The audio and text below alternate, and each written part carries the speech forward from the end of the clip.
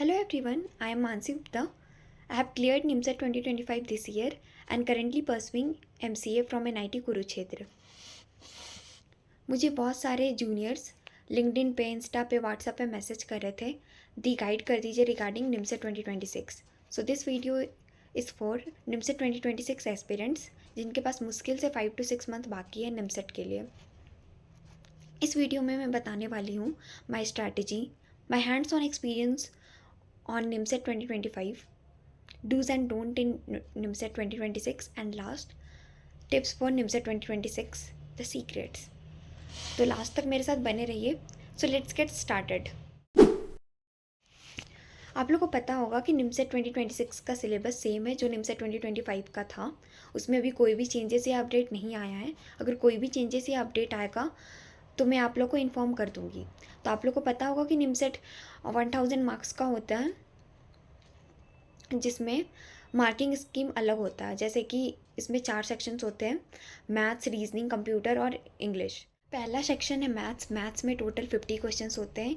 Each correct के लिए 12 मिलते हैं और ईच रॉन्ग के लिए -3 डिडक्ट हो जाते हैं। टोटल 600 मार्क्स का सेक्शन होता है और ये 70 मिनट का होता है।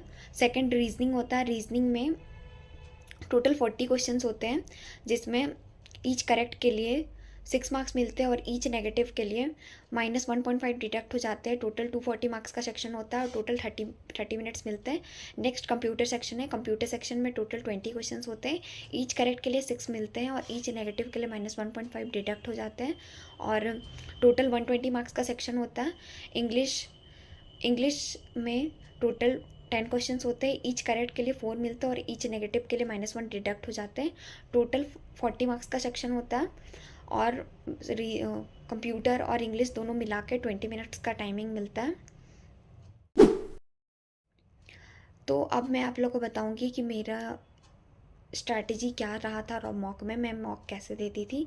तो मेरा मॉक का ये स्ट्रैटेजी रहता था कि मैं एक्यूरेसी पे पहले ध्यान देती थी, उसके बाद दूसरे हर सेक्शंस को डिफरेंटली हैंडल करती थी। जैसे मैथ्स में मैं 2 राउंड करती थी। पहले राउंड में इजी क्वेश्चंस और सेकंड राउंड में डिफ़िकल्ट और लेंदी क्वेश्चन। सिमिलरली रीजनिंग में भी 2 राउंड्स करती थी। पहले राउंड में ईजी क्वेश्चंस और सेकेंड राउंड में लेंदी क्वेश्चंस। वैसे ही कंप्यूटर में भी, कंप्यूटर में मैं 15 मिनट्स में कंप्यूटर करती थी। उसमें टोटल टाइम 20 मिनट्स का होता था कंप्यूटर और इंग्लिश के लिए। तो मैं 15 मिनट्स में कंप्यूटर करती थी और 5 मिनट्स में इंग्लिश करती थी। तो ये मेरा स्ट्रैटेजी रहता था मॉक का। बट जो एक्चुअल पेपर था उसमें उसका एक्सपीरियंस थोड़ा अलग था, क्योंकि उसमें वो रियल पेपर था। तो वो रियल पेपर और मॉक पेपर में थोड़ा डिफरेंस हो जाता है। तो मेरा NIMSET 2025 का पेपर का एक्सपीरियंस उतना अच्छा नहीं था, क्योंकि मेरा रीजनिंग थोड़ा ख़राब हो गया था। और मेरा उस टाइम पे NIMSET के टाइम पे मेरा सेमेस्टर 6 का क्लासेस भी चल रहा था। तो थोड़ा बहुत ज़्यादा प्रेशर वाला था कि कॉलेज भी देखना था और उसके बाद NIMSET भी। तो थोड़ा हेक्टिक हो गया था मेरे लिए। But I managed both of them. और जैसे ही मुझे पेपर मिला NIMSET का, मैंने मैथ सेक्शन से शुरू किया। मैथ्स मेरा, मैं जैसे मॉक में करती थी वैसे मैंने किया। 26 से 27 क्वेश्चंस मैंने अटेम्प्ट किया और मेरा 1 से 2 क्वेश्चन ही गलत हुआ था मैथ्स में। उसके बाद रीजनिंग में मैं जैसे ही आई तो मैंने पजल सॉल्व कर लिया था स्टार्टिंग में। और वो बाद में मुझे पता चला कि वो सिंगल क्वेश्चन पजल था और मैंने स्टार्टिंग में बना के बहुत टाइम वेस्ट कर दिया था, जिसकी वजह से मेरा ईजी क्वेश्चन छूट गए थे। तो मेरा रीजनिंग ख़राब हो गया था। 40 क्वेश्चन से बस 20 क्वेश्चन ही मैंने अटेम्प्ट कर पाई थी। उसमें भी नेगेटिव हो गया था पैनिक करने की वजह से। और उसके बाद फिर मैंने बहुत कामली हैंडल किया। कंप्यूटर और इंग्लिश पेपर मेरे को जितना आता था उसमें अच्छे से मैंने पेपर हैंडल किया। ओवरऑल पेपर हैंडल हो गया और फिर मैंने NIMSET क्वालिफाई करके आज मैं NIT कुरुक्षेत्र में हूँ। तो आप लोग ये गलती मत कीजिएगा पैनिक होने का, या फिर पेपर ये ख़राब होने के बाद बाकी पेपर्स को ख़राब करना, ये सब आप लोग मत कीजिएगा। ध्यान दीजिएगा ये सब का। Now I will tell you what are the dos and don't for NIMSET 2026। Now we will see dos for NIMSET 2026। Be calm throughout your paper. Throughout the paper calm रहना, panic नहीं करना है।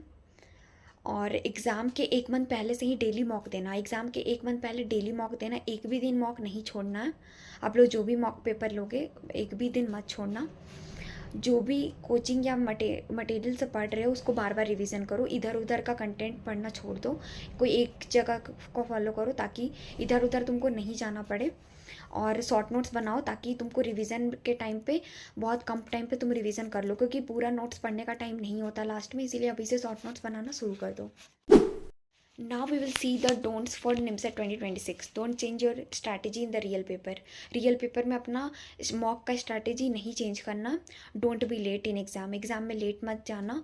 Don't over think नहीं करना है कि क्या होगा नहीं होगा। Don't under estimate your potential, अपना पोटेंशियल को कम नहीं समझना, क्योंकि तुम कर सकते हो और निमसेट उतना भी बड़ा एग्ज़ाम नहीं है, इसीलिए पैनिक मत करो। Don't listen to others saying negative things, जो भी नेगेटिव बोल रहा है उसको मत सुनो, अवॉइड करो। So now I will tell you the tips for NIMSET 2026. So this is very important because I regret, काश मुझे भी कोई बताता तो मैं ये गलती नहीं करती अपने मेन पेपर पे। First point is time management. Time management is very important in any competitive exam. Time management करना बहुत ज़रूरी है, और ये टाइम मैनेजमेंट बस मॉक देने से आएगा। तो जो मॉक टेस्ट नहीं लिए हो या टेस्ट सीरीज़ नहीं लिए हो तो जाके अभी ले लो। अगर मॉक टेस्ट या टेस्ट सीरीज़ के रिगार्डिंग तुम लोग को कोई भी हेल्प चाहिए, कहाँ से ले या फिर कौन सा मटेरियल मैंने फॉलो किया था, do comment, I will inform you, I will guide you regarding that. उसके लिए अलग वीडियो बना के मैं इन्फॉर्म कर दूँगी तुम लोगों को। और सेकंड पॉइंट ये है एक्यूरेसी बहुत इंपॉर्टेंट है। अगर तुमको मैथ्स आता है या नहीं आता है ये इससे कोई मतलब नहीं है, बट एक्यूरेसी बहुत इंपॉर्टेंट है। मान लो तुमको जितना भी आता है, तुम जितना चैप्टर से पढ़ो उसी का क्वेश्चन सही करो तो तुम्हारा रैंक आगे जाएगा, ओवरऑल मार्क्स तेरा बढ़ेगा। अगर हम लोग ज़्यादा राइट क्वेश्चन अटेम्प्ट करेंगे तो वो चीज़ पे ध्यान देना है कि एक्यूरेसी पे मेंटेन करना, ठीक है। उसके बाद लास्ट पॉइंट ये है कि अब पेपर सेक्शन वाइज हो गया, तो मैथ्स और रीजनिंग में कोई दिक्कत नहीं है। 70 मिनट्स का मैथ होता है, उसके बाद 30 मिनट का रीजनिंग होता है, तो उसमें कोई इशू नहीं है।